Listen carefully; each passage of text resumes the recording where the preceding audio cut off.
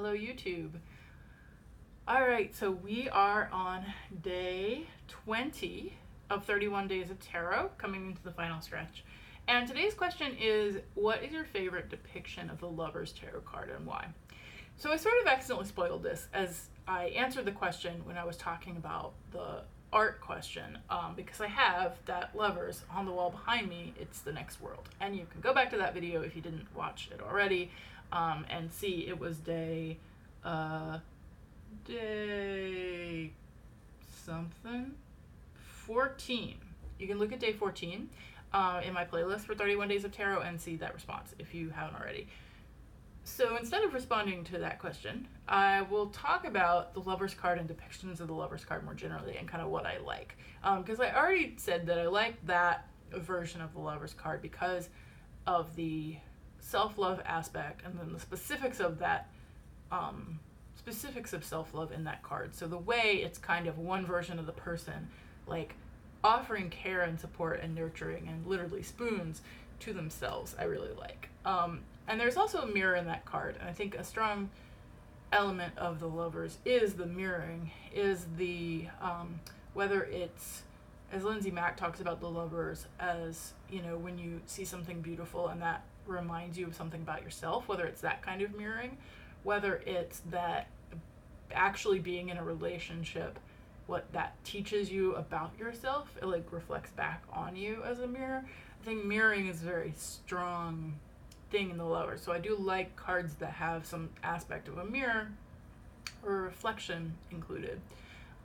If it is a more typical representation with people, more than one person, or more than one, I guess, not two aspects of the same person, but like actually more than one person. I like there to be something interesting in how the figures relate to one another. Of course, I'm always happy if it's queer couple. I think a lot of times, especially in the majors, that it's okay for me for the image. I used to like really want it to exactly depict the definition that I had in my head. And then I got to the point where I realized the way the Rider-Waite Smith or Smith Rider-Waite images, although they tend to depict more literal versions of the word, so like death or lovers, that doesn't limit the interpretation to something that literal. And so in that regard, I don't mind a Lover's card that is just two people, because I can, draw my own definition out of that. But I would prefer the two people to be not a young white man and woman. Not a young white man and woman. If we can get away from that, in whatever way, if it can be queer, if it can at least be people of different races or people of the same race that isn't white.